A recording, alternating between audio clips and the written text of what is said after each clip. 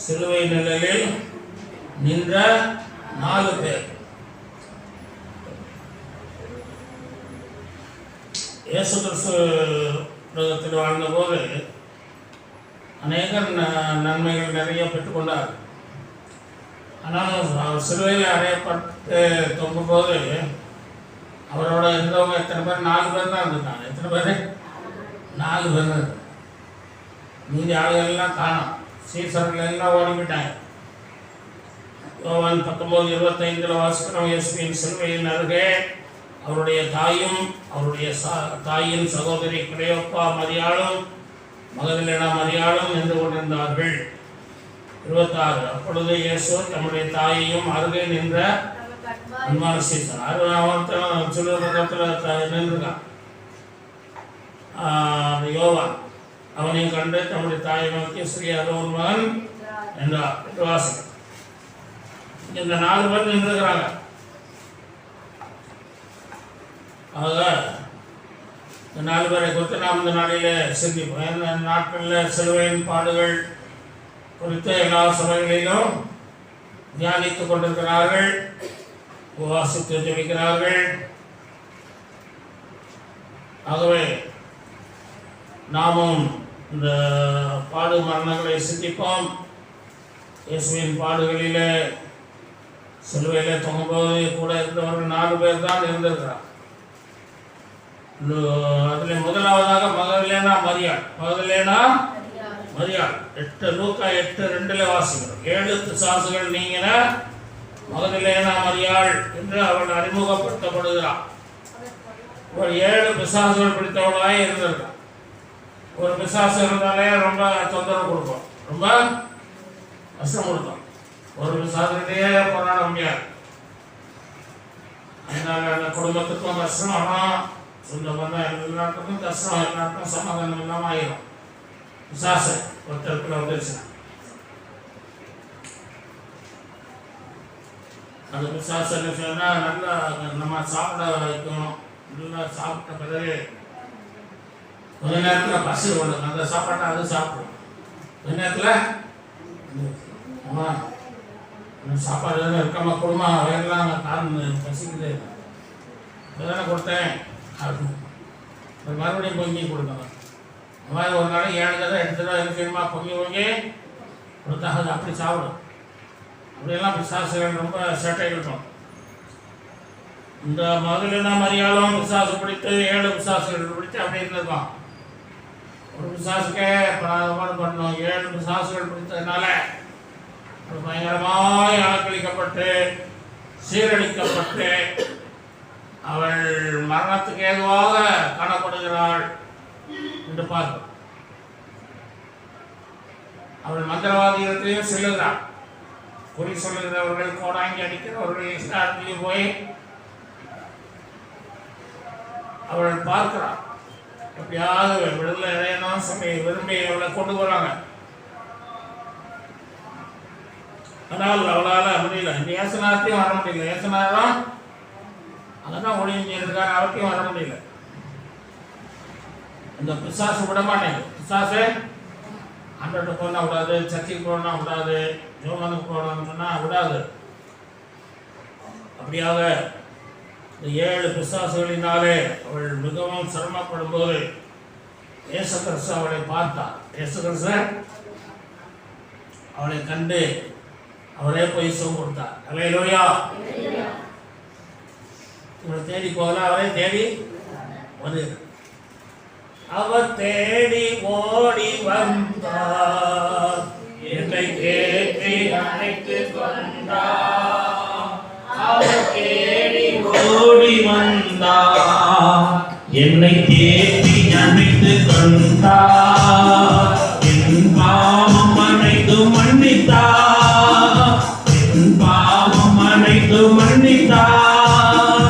புது மனிதனாக மாற்றினார், புது மனிதனாக மாற்றினார். விடுதலை நாயகன் வெற்றியை தருகிறார், எனக்குள்ளே இருக்கிறார். என்னை ஆனந்த தோன்றும் என்னே ஆனந்தம். நகரமண்டையில் ஒரு அம்மாவுக்கு பிசாசு பிடிச்சது. இப்போ நான் ஊழியம் செய்த போது கூப்பிட்டு வந்தாங்க. கூப்பிட்டு வந்து அந்த அம்மாவுக்கு ஜோமன் அந்த அம்மாவிட்ட இங்கிருந்து வந்து சொல்லி கேட்டேன். அந்த பிசாசு அந்த அம்மா நிறையா பூ வச்சுக்கிட்டு வந்தாங்க, அதனால இவங்க கூட வந்துட்டேன் அப்படின்னு சொல்லு. பூ வாசனைக்கு வந்தது, பூ வாசனைக்கு வரும், பூ வாசனைக்கு பாம்பு வரும்பாங்க. என்னமா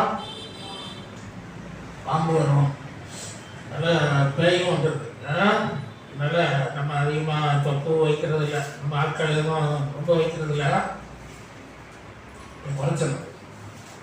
பூவை வந்து நம்ம வெறுக்கத்தான் செய்யணும். வேண்டுமையா ஏன் வெறுக்கணும்னு கேட்டால் நம்ம ஆண்டவரே பூவாக இருக்கார். என்ன இருக்காரு? பூவாகவே இருக்கார். நமக்கு ரட்சிப்பு தந்திருக்கிறாரு. அது மற்றவங்கள அவரே பூவாக தான் இருக்கார். உன்னத பாட்டு 2:1 வாசிக்கணும். அவர் சாரோனின் ரோஜாவும் லீலி பள்ளத்தாக்கிலே லீலி புஷ்பமாக இருக்கிறார். ரோஜா என்ன? ரோஜானா பூக்களுக்கெல்லாம் ராஜா ரோஜா. அல்ல இந்த உயர்ந்த ஒரு ரோஜா வந்து இயேசுதான் உயர்ந்தவர். ஒரு நல்ல ரோஜா பூ, லீலி புஷ்பம், நல்ல வாசனை உள்ள ஒன்று. ஆகவே அவரை நாம் அணிந்து கொள்ளணும். என்னமா செய்யணும்? அவரை சூடிக்கொள்ளணும்.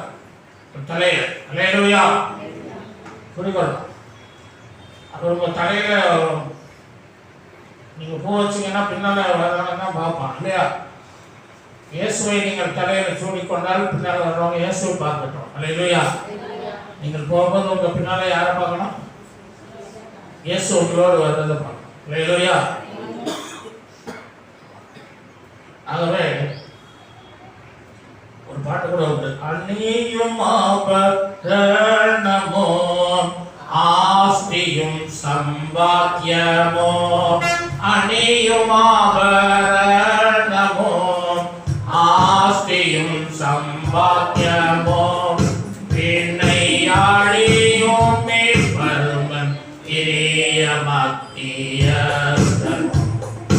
எல்லாம் இயேசுவே, எனக்கெல்லாம் இயேசுவே, கொல்லை நீங்கும் இவ்வுலகின் துணை இயேசுவே, கொல்லை நீங்கும் இவ்வுலகின் துணை இயேசுவே. மனிதன் வாழ்க்கை பூவுக்கு ஒப்பாக சொல்லப்பட்டிருக்கிறது. யாக்கோபு 1:11 வாசிக்கிறோம்.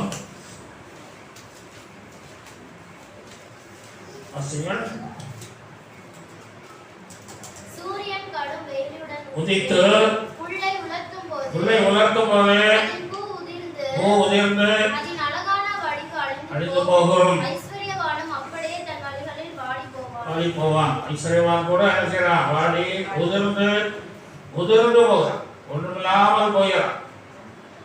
அவன் ஒரு பூவாக இருக்கிறான், பூவுக்கு சமமாக இருக்கிறான்.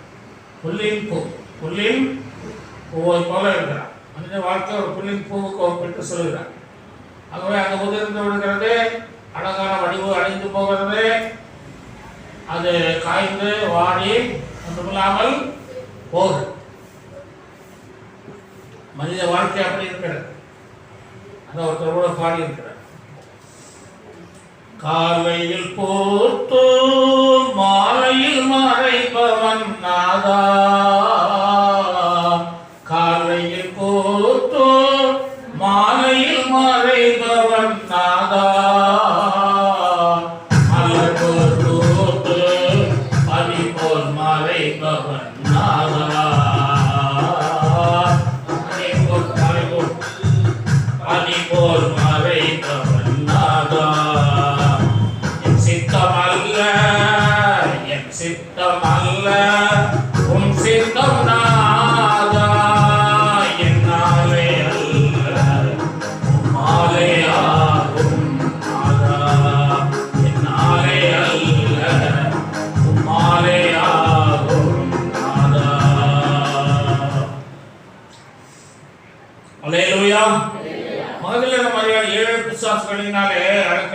கஷ்டப்பட்டு அவள் மிகவும் கஷ்டப்பட்டு சோர்ந்து போய் மரித்தால் நல்லதென்று சொல்லக்கூடிய சூழ்நிலையில இயேசு நீ ஏன் மறிக்க வேண்டும், நான் இருக்கிறேன் என்று சொல்லி அவர் போய் பிசாசை துரத்தினார். அல்லேலூயா. அவர் ஒரு வார்த்தை தான் சொன்னார், 7 பிசாசு போயிடுச்சு. அல்லேலூயா. அன்னைக்கு ஒரு வார்த்தை சொன்னார், 6000 பிசாசு போயிடுச்சு. அல்லேலூயா. இல்லை, ஒரு வார்த்தை சொன்னார் எல்லாமே அதனால ஆண்டவர் அவரோட வல்லமை உள்ள தேவன். அவரை நம்ம ஆராதிப்பதனால பிசாசுக்கு பயப்படக்கூடாது. அல்லேலூயா. பயப்படக்கூடாது. பிசாசும் பயங்கரமானவன் தான், ரொம்ப பயங்கரமானவன் பிசாசு. ஆதியில ஆண்டவர் வந்து பூமியில சாத்தானை விளக்கழிந்த போது பூமியிலே கருத்து போட்டான் இல்லையா, கருத்து அழிச்சு எல்லாத்தையும் இருளாக்கி போட்டானா. என்ன செய்யலாமா? இருளாக்கி போட்டான். அப்படியே ஒன்றுமில்லாமல் ஆகிட்டான் பூமியை. ஏன்னா ஆதாமியாவால கொண்டு வச்சா அவங்கள குடும்பத்தையும் என்ன செய்யலாம், கெடுத்து நாசமாக்கிட்டான். அவங்களுக்கு பிறந்த ஆபேல் காயின்னு நல்லா இருக்க சாத்தான் விட்டானா. இந்த காயினுக்கு போறாம எரிச்சலை உண்டு பண்ணி அவன் ஆபேலை கொல்ல வச்சுட்டான். தாவீது ஜனங்களை எண்ணக்கூடாது என்ன வச்சுட்டான். சாத்தான் ஏவுனான். தாவீது அபிஷேகம்லாம் பெற்றவரு, அழகான பாடல் படிக்கிறாரு, நல்ல ஜெபம் பண்றவரு. அவரையே என்ன பண்ணிருக்காம சாத்தா போய் அவரை ஏறி இருக்கான் பாருங்க. அப்போ உங்களையும் ஏன் வராது பெரிய காரியம் இல்லை. இல்லையா? தாவீது எப்படிப்பட்ட மனுஷன், அவரையே ஏறி விட்டு ஜனங்கள் எல்லாம் என்னாரு கடைசியில் ஆண்டவர் அடியடின்னு அடிச்சு என்ன செய்தார், அவரை நொறுக்கி 70,000 பேர் செட் பண்ணாங்க. எத்தனை பேர் செத்தாங்க? 70,000 பேர். 70 பேரா? 70,000 பேர்.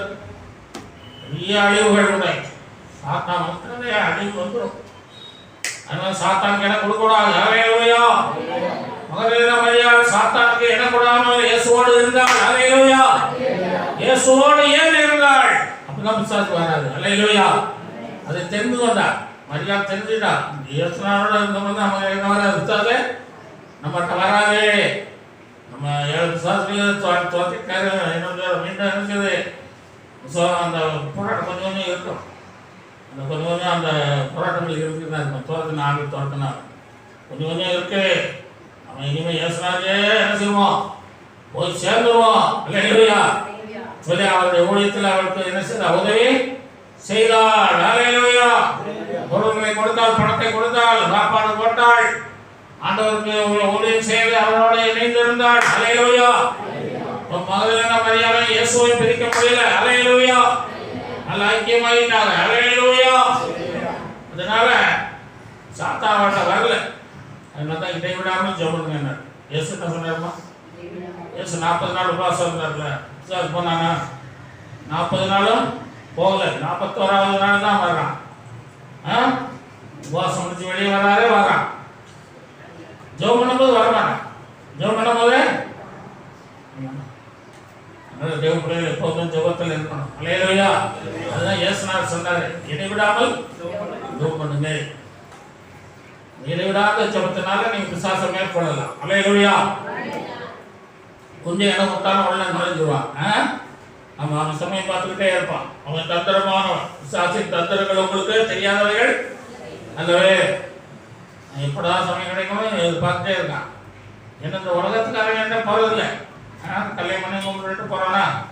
போக மாட்டான். ஏன் போக மாட்டான்? அவனுடைய ஆட்கள், அவனுடைய ஆட்கள் தான் அவன் எப்போதும் நினைக்கிறான். அவன் சித்தத்தை தான் அவங்க செஞ்சுக்கிட்டு இருக்கிறாங்க. அதனால அங்கே போக வேண்டிய அவசியம் இல்லை. அவன் சித்தத்துக்கு விரோதமாக செய்கிற நம்ம கிட்ட தான் நினைவான் வருவான்.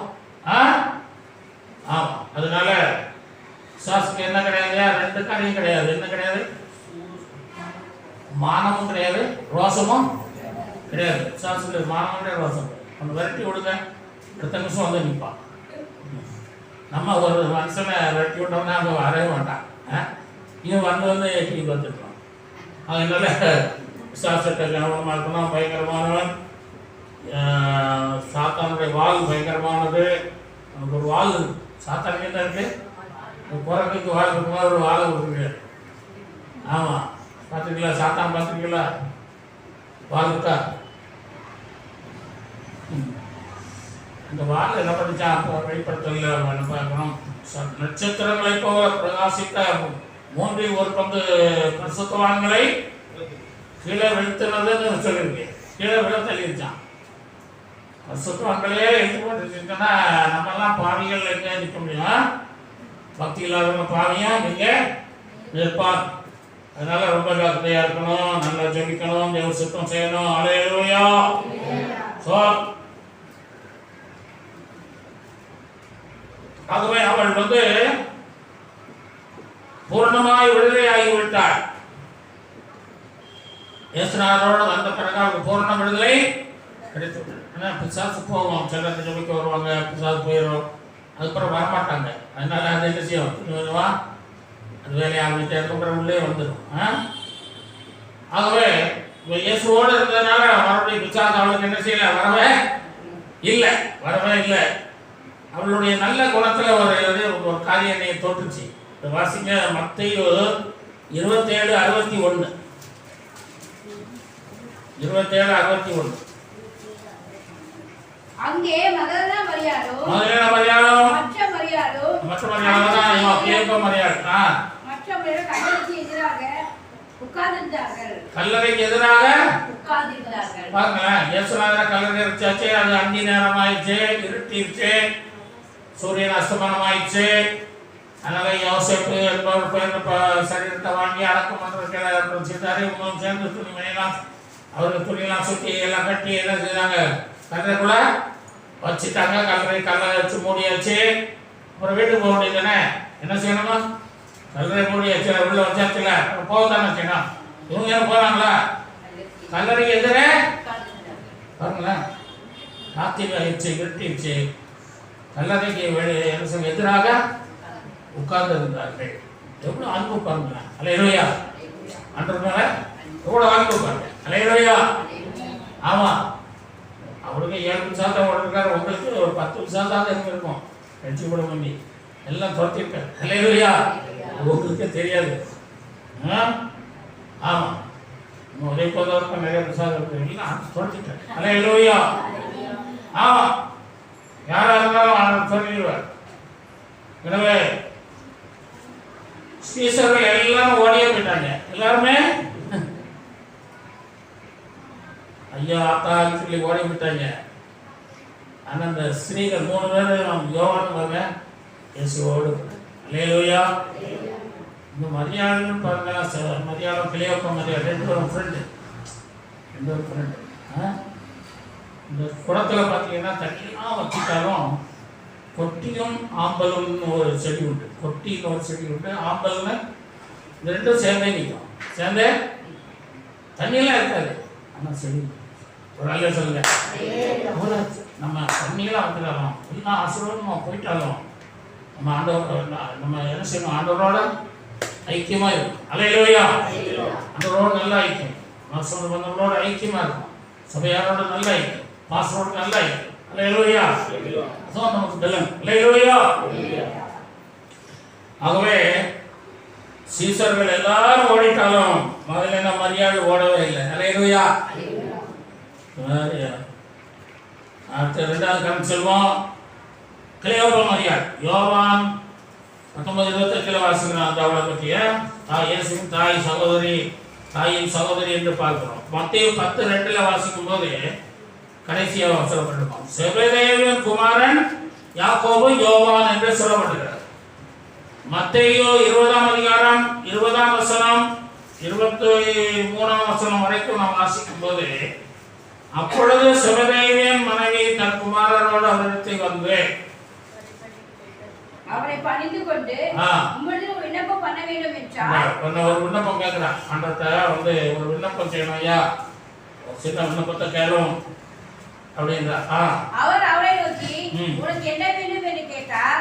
அதற்கு அவர், உங்கள் ராஜ்யத்தில் குமாரனாகி 2 பேரில் ஒருவன் உமது வலது பாசத்திலும் ஒருவன் உமது இடது பாசத்தில் உட்கார்ந்திருக்கும்படி அது செய்ய வேண்டும் என்றார்.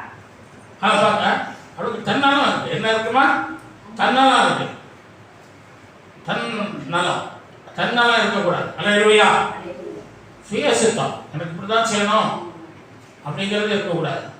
இவன் கொஞ்சம் பெருமையாக இருக்கா. என் பிள்ளை 2 பிள்ளையும் ஊழியத்துக்கு கொடுத்துட்டேன், அவங்க நல்லா ஆண்டவருடைய ஊழியத்தை தாங்குறாங்க, ஆண்டவரும் நல்ல உற்சாகமாக ஊழியம் செய்கிறாரு, என் பிள்ளைகளால தான் ஊழியம் நடக்குது, அந்த மாதிரி ஒரு பெருமை அவளுக்கு. சிலர் நான் எல்லாம் தான் எல்லாம் நடக்குது, அப்படியா இல்லை? அல்லேலூயா. அவ அப்படி நினைச்சிட்டா. அந்த சுயநலம் அவளுக்கு இருக்கிறதுனால ஆண்டவர் என்ன சொன்னாரு? இயேசு பிரதித்திரமாக, நீங்கள் கேட்டபொழுது இன்னதென்று உங்களுக்கு தெரியவில்லை. நான் குடிக்கும் பார்த்து நீங்கள் குடிக்கவும், தான் தரும் சாணத்தை நீங்கள் பெறவும் உங்களால் கூடுமா என்றார். கேட்கிறாரு. அவங்க சொன்னாங்க, அதெல்லாம் எங்களுக்கு அந்த ஸ்நானத்தை எடுக்க முடியும், நீ குடிக்கிற பாத்திரம் குடிக்க முடியும் எல்லாம் சொல்லி பதிலுக்கு எடுத்துட்டு சொல்லுவாங்க. நான் தாய் எவ்வளோ சொல்கிறா, அதெல்லாம் சொன்னியா அப்படின்னு சொல்கிறாங்க. ஆனால் இயேசுநாதர் ஸ்நானத்தை பெற முடியுமா? அது சிலுவையில் அறையிறது பற்றி சொல்கிறாரு, அது செய்ய முடியுமா? அறையப்பட முடியுமா? அதெல்லாம் செய்ய முடியாது. அவர் குடிக்கிற பானத்தை குடிக்க முடியுமா? சிலுவையில் என்ன குடித்தாரு? காடியே குடிக்க முடியுமா? அதெல்லாம் முடியும் சொல்கிறார். அப்போ ஆண்டவர் சொல்கிறாரு, சரி அப்படியே நீ சாதம் சிலுவையில் அறையப்பட முடியும், அந்த காடியை குடிக்க முடியும். ஆனால் வலது பாரசத்திலும் இடது பாரசத்திலும் பிதா யாரை ஆயத்தம் பண்றாரோ அவங்க தான் என்ன செய்ய முடியும்? இருக்க முடியும். என்னுடைய சித்தம் அல்ல, இது என்னுடைய காரியம் அல்ல அப்படின்னு சொல்றாரு. அந்த மாட்டை அப்படி சொல்றாரு. அவன் நினைச்சிருப்பான், நமக்கு ஒண்ணுமே செய்யல, ஒரு அற்புதமும் செய்யல, ஒரு சின்ன வேண்டுதல் கேட்டோம், அதையும் அவரால் செய்ய மாட்டேங்கிறாரு. அதனால இனிமேல் நான் என்ன செய்ய மாட்டேன், ஏசுநாதர் ஊழியம் செய்ய மாட்டேன், இனிமேல் ஜோம் பண்ண மாட்டேன், இனிமேல் சர்ச்சுக்கு வர மாட்டேன் போயிட்டதா போகல. அல்லேலூயா. நல்ல ஒரு சகோதரி. அவள் கோபப்படலை. கோபப்படாம சரி ஆண்டவரேன்னு சொல்லி ஒத்துக்கிட்டு ஆண்டவருக்கு மறுபடியும் ஊழியம் செய்தான். அல்லேலூயா. மறுபடியும் அவர்கிட்ட நல்ல ஒரு குணம். என்ன குணம்னு கேட்டீங்கன்னா, 2 பிள்ளைகள் தான் இருக்காங்க, 2 பிள்ளைகளையும் ஓடி போட்டுறான். ஒரு வேலை சொல்லுங்க, 2 பிள்ளைகளையும். நம்ம 2 பிள்ளைகளுக்கு தான் ஒரு பிள்ளை கொடுக்கோமா? 3 பிள்ளைகளுக்கு தான் கூட கொடுக்க மாட்டேங்கிறோம்.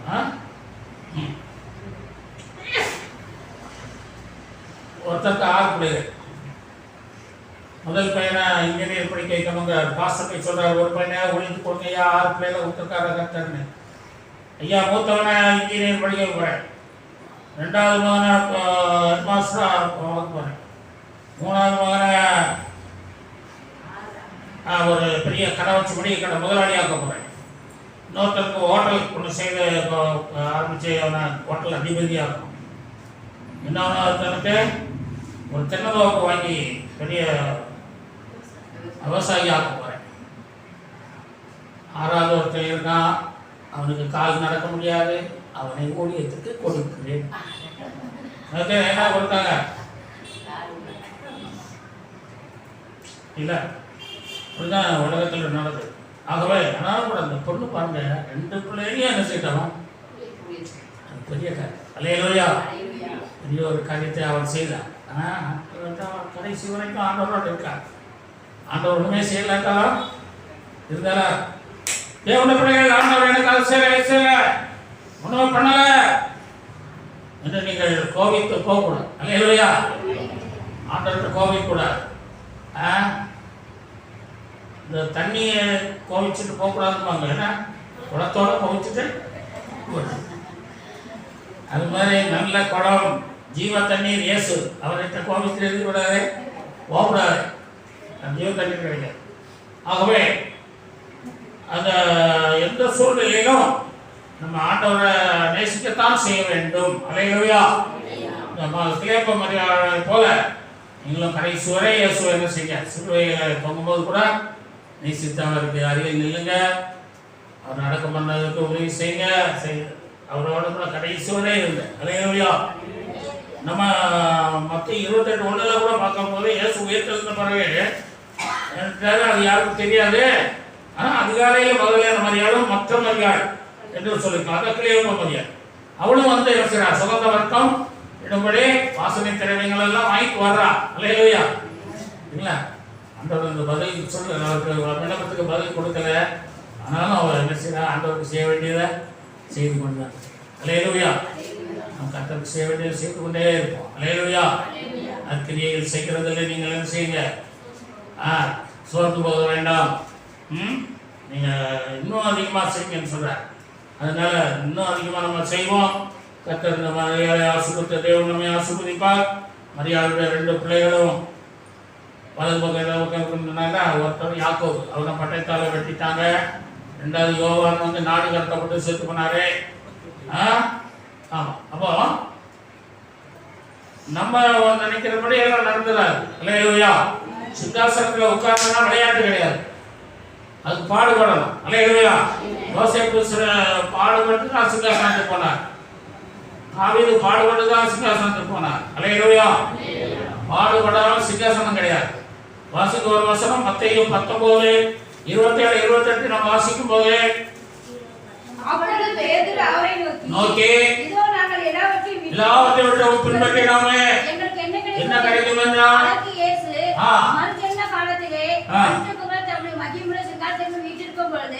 என்னை பின்பற்ற நீங்களும் இஸ்ரவேல் 12 கோத்திரங்களையும் நியாயத்தீர்க்கிறவர்களாக 12 சிங்காசனங்களின் மேல் வீற்றிருப்பீர்கள் என்று மெய்யாகவே உங்களுக்கு சொல்லுகிறேன். அவன் யுவராஜ் காரணம் வந்து காட்டி கொடுத்து போயிட்டான். 11 வருஷத்துல மத்தியான ஒருத்தனை தெரிஞ்சிருக்காங்க. அந்த 12 சீசர்களும் என்ன செய்வீங்க, 12 கோத்திரங்களையும் நியாயம் தீர்க்கிறவர்களாக 12 சிங்காசனத்தின் மேல் நீங்க வீற்றிருப்பீர்கள் என்று சொன்னார். அல்லேலூயா. இல்ல பெரிய ஜட்ஜா என்ன செய்யறார், ஆண்டவர் உயர்த்துகிறார். அல்லேலூயா. உயர்த்துகிறார். அவங்க பாடுகள் மத்தியில் இவங்கெல்லாம் ரத்த சாட்சியா மறுத்தாங்க. அகால மரணம். என்ன மரணம்? அகால மரணம்னு சொல்லுவாங்க. நடக்கக்கூடாத மரணம் தான் உங்களுக்கு எல்லாம் கிடைச்சது. சரியா? அதனால ஆண்டவர் நமக்கு தந்திருக்கிற ஒரு வாக்குத்தத்தம் என்னன்னு கேட்டால் நித்திய ஜீவன். என்னது? உலகத்தில் உனக்கு வெறுத்தாங்க கிடைத்தாங்க அதை தானே இதை தானேலாம் சொல்லலை. அவர் என்ன சொன்னார்? நித்திய ஜீவன். என்னிடத்தில் வா, உனக்கு நித்திய ஜீவனை தருகிறேன்.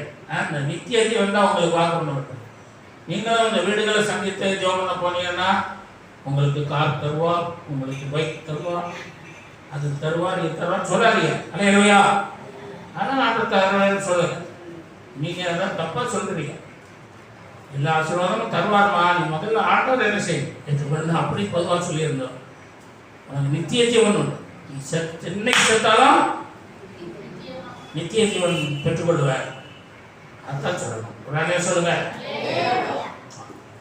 3வது நம்ம கணக்கு சொல்லுவோம். இயேசுவின் தாய் மரியாள். யோவான் 19:26-27 வாசிக்கிறோம். அப்பொழுது இயேசு தம்முடைய தாயையும் அருகே நின்ற தமக்கு அன்பாக இருந்த சீசரையும் கண்டு தம்முடைய தாயை நோக்கி, ஸ்திரியே அதோ ஒரு மகன் என்றார். பின்பு அந்த சீசரை நோக்கி அதோ ஒரு தாய் என்றார்.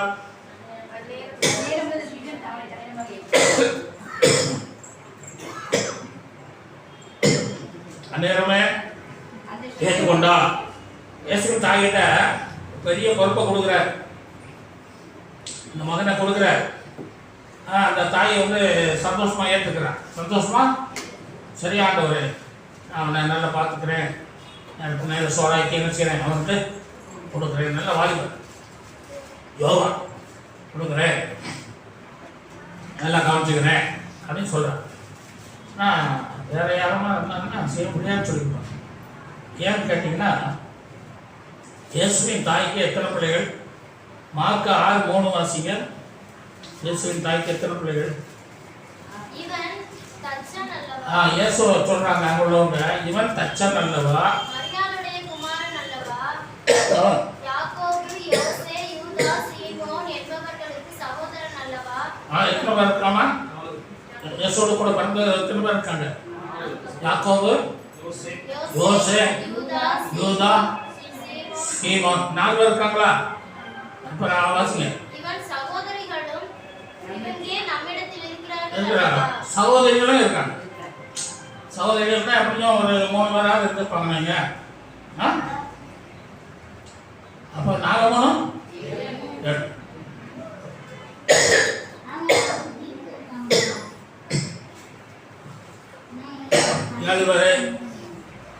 அவரோட கூட இயேசுவும் இருக்காருல்ல. இயேசுவும் மூத்தமாக இருந்தானே, இயேசுவை சேர்த்துலையே.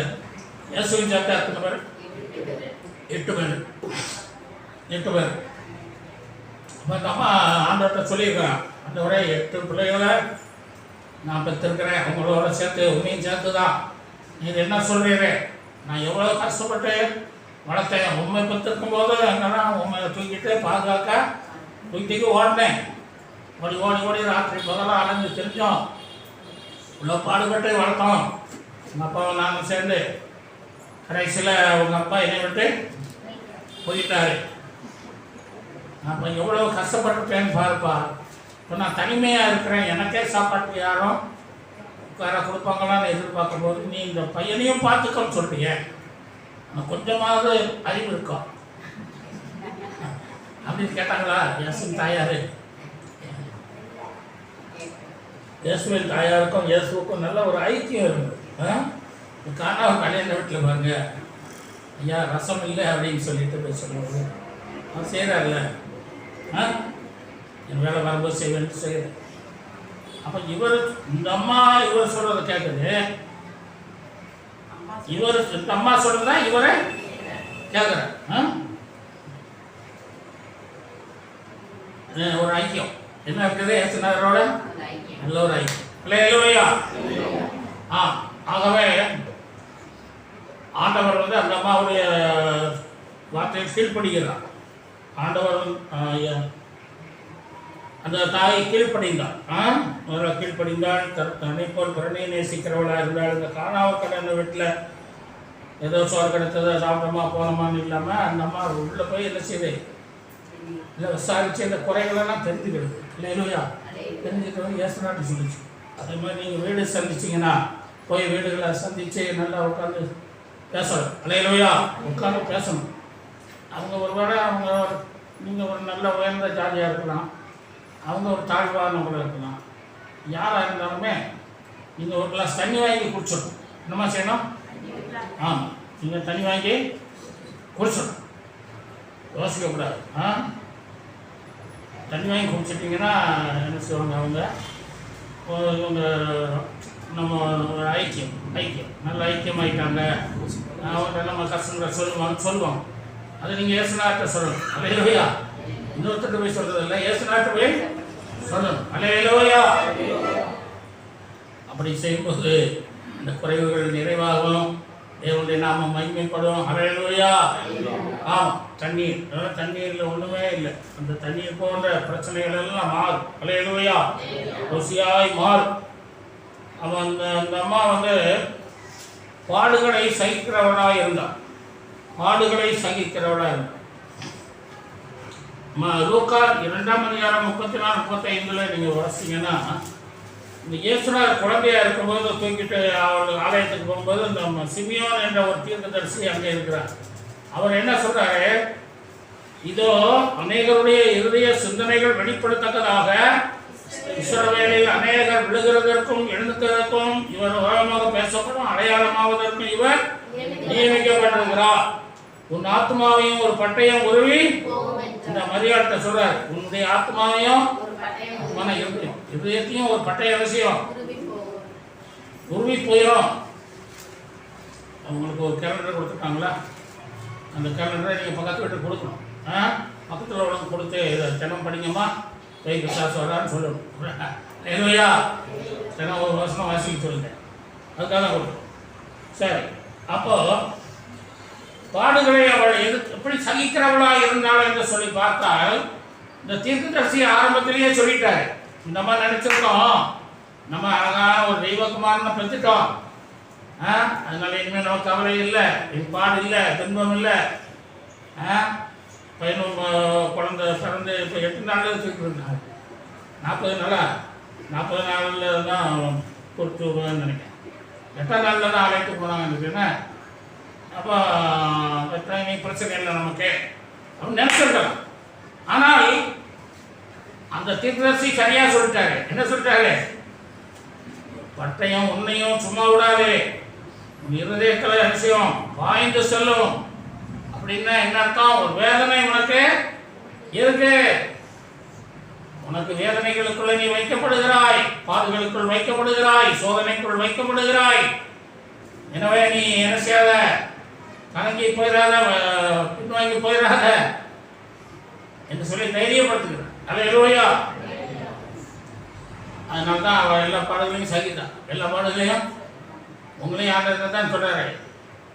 பவுலையும் ரட்சிக்கும் போது சொன்னார், பவுலே நீ என்ன செய்யணும், எனக்காக பாடுபடணும் அப்படின்னு சொன்னார். அதனால தான் பவுல் எல்லா பாடுகளையும் சகிக்கிறவராக இருந்தார்.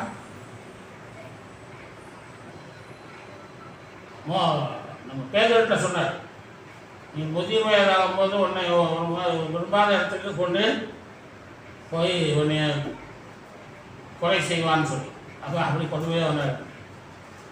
அது மாதிரி நீங்களும் ரட்சிக்கப்படும் போது ஆண்டவர் உங்களுக்கு ஒரு வாக்குத்தத்தம் கொடுத்திருக்கிறார். அல்லேலூயா. என்ன வாக்குத்தத்தமா?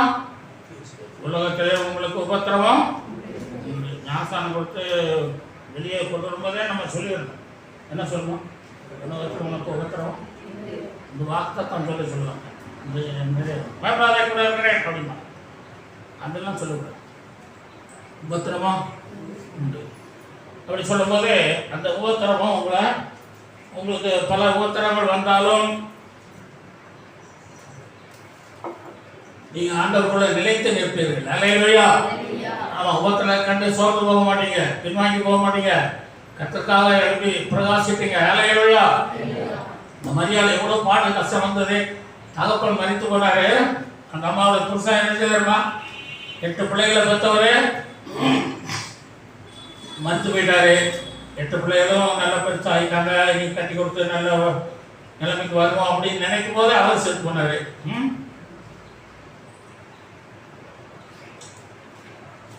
இளமை பருவத்தில் எளிய வாழ்க்கையில் இருப்பிடமானாரே,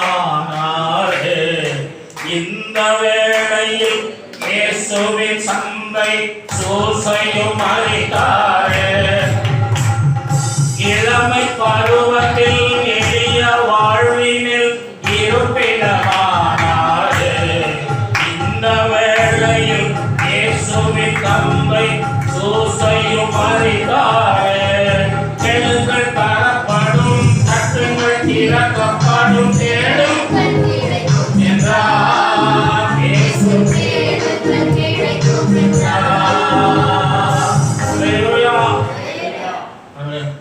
அதனால நம்ம அவர்கள் இல்லையா எவ்வளோ கஷ்டப்படுறேன், இதில் வேற இந்த யோவான என்கிட்ட கொடுக்குறீர், நான் என்ன செய்ய முடியும் அப்படின்னு கலந்துனாங்களா? சரியானவரை நான் பார்க்குறேன். அல்லேலூயா. அதனால தேவத பிள்ளைகள் கலக்கக்கூடாது. அவங்க இறுதியும் கலக்காமலும் பயப்படாமல் இருப்பதாக எடுத்து விசுவாசமாக இருக்கு.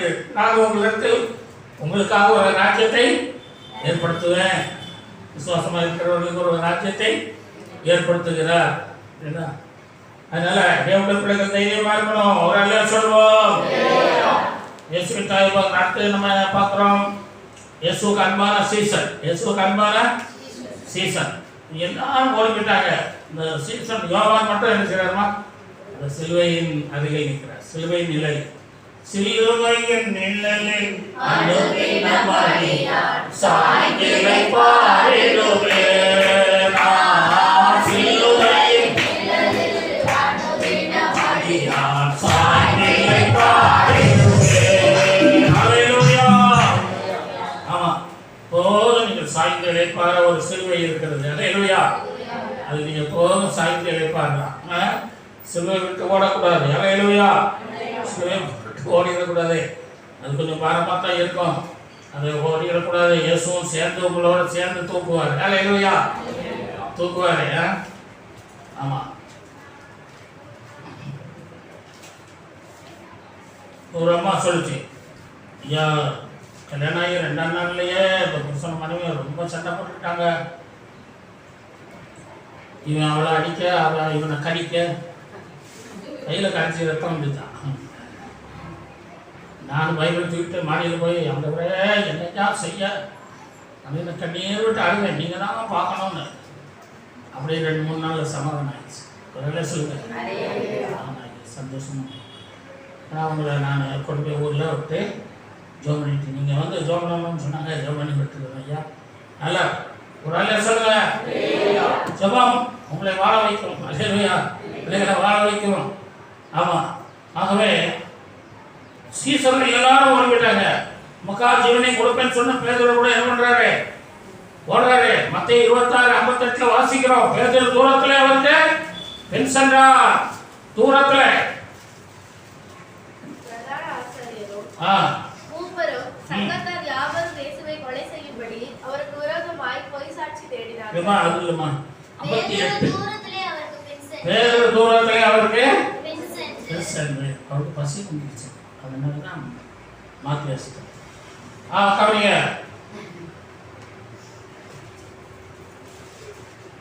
தூரத்துல போய் சென்றான்.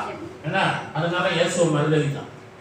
அந்த அதிகாரத்துல 75ஆம் வசனம் வாசிங்க. 26:75. அப்பொழுது பேதுரு சேவல் கூவுகிறதற்கு முன்னே நீ என்னை 3 தரம் மறுதலிப்பாய்.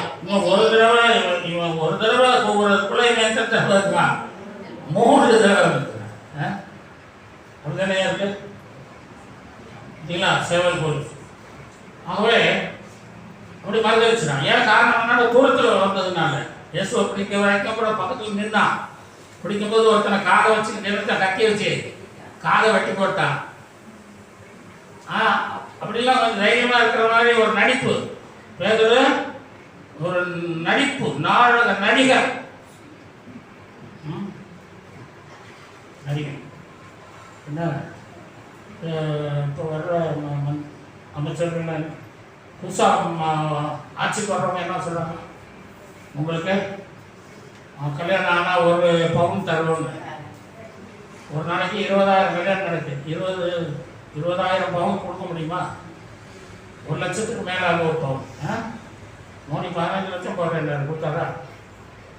இதுதான் சொல்லுவாங்க. இயேசு தான் மெய் சொல்வார். ஹல்லேலூயா. அவர் மெய்யான தேவன். மெய் தவிர பொய் சொல்ல மாட்டார். மெய் பேசுவார். இயேசு நாட்டர் சொன்னார், உலகத்தில் உங்களுக்கு உபத்திரமும் உண்டு, ஆகிலும் திட்டம் கொள்ளுங்க, நான் உலகத்தை ஜெயித்தேன். அப்படியாக பேதுரு மறுதலித்து போட்டான். அப்போ நீங்கள் இயேசுக்கு தூரமா என்ன சொல்லக்கூடாதுமா? வரவே தூரத்து பார்வையிலே போகக்கூடாது. அப்படி போகும்போது சர்ச்சை அப்படி எட்டி பார்த்துட்டே போகக்கூடாது. சர்ச்சுக்குள்ள வரணும். ஹல்லேலூயா. ஆமா, அப்படிப்பட்ட இருக்கும். அப்படி போனாலும் பாஸ்டர் வீட்டுக்கு வந்து ஒரு ஜபிட்டு போகணும், சாட்சிட்டு போகணும்னு வர்றதில்லை. அப்படியே மெயின் ரோடு இருக்குன்னு சொல்லி போகக்கூடாது. இயேசுவை தூரத்தில் பின் சொல்லக்கூடாது. நீங்க பைபிள் படிக்கல, ஒரு நாளைக்கு ஜபிக்கலன்னா தூரத்தில் பின்பற்றுகிறீர்கள், தூரத்தில் பின் செல்கிறீர்கள். நீங்கள் தனி ஜெபம் பண்ணலைன்னா தூரத்தில் பின் செல்கிறீர்கள். குடும்ப ஜெபம் இல்லைன்னா தூரத்தில் பின் செல்கிறீர்கள். ஆலயத்துக்கு வரலைன்னா தூரத்தில் பின் செல்கிறீர்கள். சபைக்கு வரலைன்னா தூரத்தில் பின் செல்கிறீர்கள். அதனால எந்த சூழ்நிலையும் பிசாசு உங்களை என்ன செய்வான்? உள்ள தட்டிடுவான். ஹல்லேலூயா. உள்ள தட்டிடுவான். பயங்கரமானவன் பிசாசு. பிசாசு பயங்கரமானவன். அவன்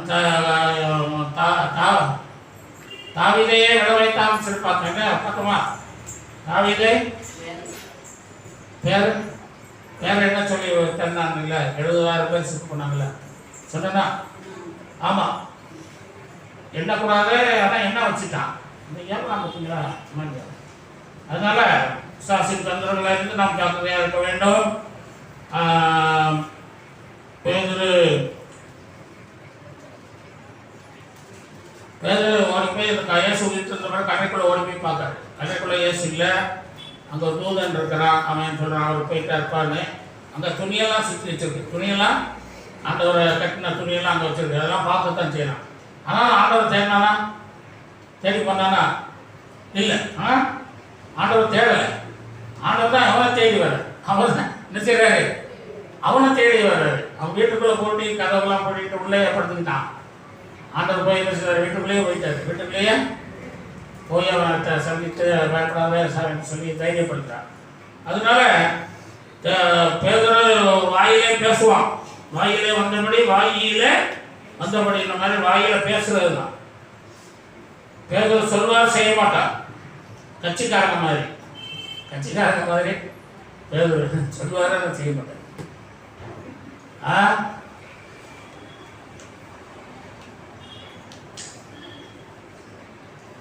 யோவான் மட்டும் ஏன் தனிமையில வந்து ஆண்டவரத்தை பார்த்த ரோம போர்ச்சவர்கள் பயங்கரமா வந்து நிக்கிறாங்க. அந்த தளபதியெல்லாம் நிக்கிறான், பெரிய பெரிய கம்புகளை வச்சு அடிக்கிறான். ஆனாலும் சாட்டைகள் வச்சு பயப்படாம நிற்க காரணம் என்ன? ஒரு வசனம் வாசிங்க. 1 யோவான் 4:18. பூரண அன்பு பயத்தை புறம்ப தள்ளும் என்ற வசனத்தை நான் பார்த்தேன். பாருங்க, பூரண அன்பு. யோவான் 13:23 வாசிங்கன்னா, யோவான் இயேசுவுக்கு பிரியமானவனாக மார்பிலே சாய்ந்து கொண்டிருந்தான் என்று சொல்லப்பட்டிருக்கோம். வாசிங்க. யோவான்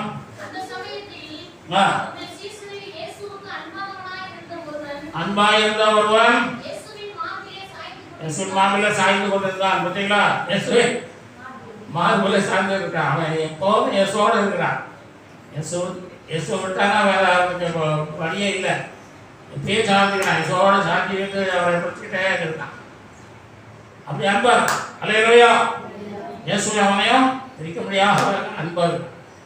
அதனாலதான் அவனுக்கு பூரண அன்பு இருந்துச்சு. என்ன நினைச்சுமா? ஆண்டவர் மேல அழகான அன்பு இல்லை. ஏதோ சர்ச்சுக்கு போவோம், பைபிள் படிப்போம், ஜெபம் பண்ணுவோம், இல்லை அப்படின்றது இல்லை. பூரண அன்பு. அல்லேலூயா. பூரண அன்பு வந்துன்னா சாயந்தரம் 8 மணி ஆராதனைன்னா 7:30 வந்துருவீங்க. அல்லேலூயா. பூரண அன்பு இருந்தா. பூரண அன்பு உங்களுக்கு குறையும் போது பயம் வந்துடும். என்ன வருமா? பயம். சர்ச்சுக்கு போவோம் அப்படின்னாலுமே ஒரு பயம் வரும். பயத்தை பிசாசு கொடுத்துருவான். இப்போ எதுக்கு போகிற? அங்கே போனால் பாஸ்டர் சர்ச்சை கூட்ட சொல்லுவார், சேர் எடுத்து போடுவார். பின்னாடி போய் சேரில் உட்காந்து போ அப்படின்னு சொல்லுவான். அல்லேலூயா. சாத்தான் உங்களுக்கு நிறைய காரியங்களை சொல்லிக் கொடுப்பான். அதனால நீங்க சீக்கிரம் வந்துடணும். அல்லேலூயா. வேகமா வந்துடணும். ஆண்டவரை விட்டு வெளியே போகக்கூடாது. உப்பிட்டவரை உள்ளவா நினைவு சொல்லுவாங்க. இந்த 3 வருஷமா இயேசுநாதர் சோறு போட்டார் சீசர்களுக்கு. சோறு போட்டு தங்க வசதி எல்லாம் செய்து கொடுத்து என்னவா நல்லா அவங்க படுத்து தூக்கின பிறகு இவர் மலை மேலே போய் ஜோம் பண்ணிட்டு இருந்தார். யார் அப்படி செய்வா? அவ்வளவு தூரம் அவர் அன்பு கொண்டு அவங்களுக்காக பாடுபட்டு அதெல்லாம் செஞ்சிருக்கும் போது அவங்க ஒருத்தர் கூட வரல. சிலுவை தொங்கும்போது பார்த்தீங்களா எவ்வளவு பரிதாபமான ஒரு நிலைமை பாருங்க. அதுபோலதான் இந்த உலகம் அப்படிதான் இருக்கும். அல்லேலூயா. அது நம்ம என்ன கற்றுக்கொள்கிறோம்? நாம எவ்வளவு நன்மைகள் செய்தாலும் நமக்கும் இந்த கதிதான் என்பது நீங்க தெரிஞ்சுக்கணும். அல்லேலூயா. ஆனால் நீங்க நன்மை செய்தால் உங்களுக்கு மேன்மை உண்டு. ஆனாலும் உங்களுக்கு அந்த பாடுகள் வரத்தான் செய்யும். அல்லேலூயா. பாடுகளை சுமந்து செல்ல வெள்ளம் தந்தீரே சொன்ன மாதிரி பாடுகளை சுமந்து செல்லணும். அல்லேலூயா. ஆமா. ஒரு பெரிய பணக்காரர் இருந்தார். அந்த பணக்காரரு ஒரு கம்பெனி வச்சிருந்தாரு. அதில் ஒரு 200 பேர் வேலை கொடுத்தாரு. அப்புறம் அவருக்கு பிறந்த நாள் வந்துச்சு. நல்ல பெரிய ஒரு விழா மாதிரி நடத்தினார். சாப்பாடு போட்டார் எல்லாருக்கும். அப்போ அவங்கெல்லாம் பரிசுகள் கொண்டு வந்து கொடுத்தாங்க. மோதிரம் கொடுத்தாங்க, செயின் கொடுத்தாங்க, பிரிட்ஜ் கொடுத்தாங்க, வாஷிங் மிஷின் கொடுத்தாங்க, கட்டில் கொடுத்தாங்க, பீரோ கொடுத்தாங்க, என்னென்ன நல்ல பொருள் உண்டோ எல்லாமே கொடுத்தாங்க. அந்த வீட்டில் ஒரு அம்மா வேலை செஞ்சுட்டு, அந்த அம்மா பேர் ஆண்டி. அந்த அம்மா பேர் ஆண்டி. ஆண்டின்னா அந்த அம்மா வரும், முன்னால வேலை செய்யுது. அந்த அம்மா என்ன பண்ணுச்சுன்னா, எல்லாரும் பொருள் கொடுக்குறாங்கன்னு பார்த்துச்சு. நம்ம என்ன கொடுப்போம்? நம்மகிட்ட காசு இல்லை, நம்ம ஒரு உப்பு பாக்கெட் வாங்கி கொடுப்போம் சொல்லி உப்பு பாக்கெட் ஒரு வாங்கி அது நல்லா பேப்பர் நம்பர் சுற்றி கொடுத்துருச்சு. இவரே அன்னைக்கு எல்லாரும் சாப்பிட்டு போயிட்டாங்க. இவர் வாங்கி வச்சுட்டாரு. மறுநாள் எல்லாம் பிரித்து பார்த்துட்டு இருந்தாரு. தூக்கி பார்த்தாரு, வெயிட்டாக இருந்தது. என்னம்மா பேரை பார்த்தாரு. உள்ள பிரித்து பார்த்தா உள்ள ஆண்டி அப்படின்னு போட்டுருக்கு. என்னடா உப்பு பாக்கெட் தான் இருக்கு, ஆண்டிக்கு கொடுக்கணுமா? வேலைக்கெல்லாம் கூப்பிட்டாலோ ஏய் வாமா அவங்க கூப்பிட்டாரு. ஆண்டி கூப்பிட்டேன். என்ன நீ என்ன எல்லாரும் பரிசு கொடுத்தாங்க, நீ என்ன கொடுத்த? ஆனால் எழுதிருக்கலையா? பேர் எழுதிருக்குங்கள ஏதோ ஒரு உப்பு பாக்கெட் ஒன்று இருக்காது, உன் பேர் போட்டிருக்கேன், ஆர்டிக்கு போட்டிருக்கேன், நீ தானே? ஆமாம், நான் தான். என்ன நீ நினச்சிருக்க? நான் யார் தெரியுமா? என்ன நீ மரியாதை குறைவா நீ நடந்துக்கிற? எல்லாரும் என்ன கொடுத்துருக்காங்க பாரு, நீ என்ன கொடுத்துருக்க? ஒழுங்காரு, நீ அதிக நாள் இந்த இடத்துல நீ இருக்க மாட்டேன்னு நினைக்கிறேன். உனக்கு எவ்வளோ உதவி செஞ்சிருக்கேன், என்ன எப்படி நடந்துக்கிறேன்? அப்புறம் மறுநாள் எல்லாருக்கும் சொந்தக்காரங்களாம் இருக்காங்க, எல்லாருக்கும் சாப்பாடு செய்து உப்பு போடாமல் சோறு கொடுத்துருச்சு, உப்பு போடாமல் சோறை கொடுத்துருச்சு. அப்போ எல்லாரும் சாப்பிட்டுட்டு, ஐயா உப்பு இல்லை, உரப்பு ஒன்றும் இல்லை, சாப்பிட முடியல, ருசி இல்லைன்ட்டாங்க. அப்போ கூப்பிட்டாரு, ஆண்டிங்கவா என்ன வச்சுருக்க, ஒன்றும் நல்லா இல்லைங்கிறாங்க. அதையா நேற்று கொடுத்த உப்பு பாக்கெட் எங்கேயா இருக்கு அப்படின்னு கேட்டுச்சு. அந்த இருக்க எடுத்து அதை எடுத்து உப்பு எல்லாருக்கும் வச்சு இல்லையா நல்லா திருப்தியாக சாப்பிட்டாங்களா. அப்போ தான் அவருக்கு விளங்கிச்சான். அப்போ அந்த அவர் இந்த அம்மா சொல்லிச்சான், நீ மோதிரத்தை சாப்பிடலாம் இல்லையா, அந்த செயினை சாப்பிடலாம்ல, அந்த கட்டில் சாப்பிடலாம்ல, பீரோவை சாப்பிடலாம்ல, சாப்பிட முடியுமா? உப்பு தானே அவசியமாக தேவைப்படுது, உப்பின் அவசியத்தை நீ நல்லா தெரிஞ்சுக்கணும் அப்படின்னு சொன்ன. உப்பின் அவசியத்தை தெரிஞ்சுக்கணும். அது மாதிரி உப்புடையவர்களாக இருக்கணும். நம்ம எப்படி இருக்கணுமா? உப்புடையவர்களாக இருங்கள் என்று சொல்லுகிறேன். ஆனால் நம்ம ஒவ்வொருவரும் உப்புள்ளவர்களாக இருக்கணும். எல்லாத்தையும் அன்பா பேசணும், ஆசையாக பேசணும், ஐக்கியமாக பேசணும், எல்லாத்தையும் நம்ம அன்பா நடந்து கொள்ளணும். ஒரு அல்லையா சொல்லுவோம். அப்படி கர்த்தர் நம்ம இந்த செய்தியின் மூலமாக ஆசீர்வதிப்பாராக.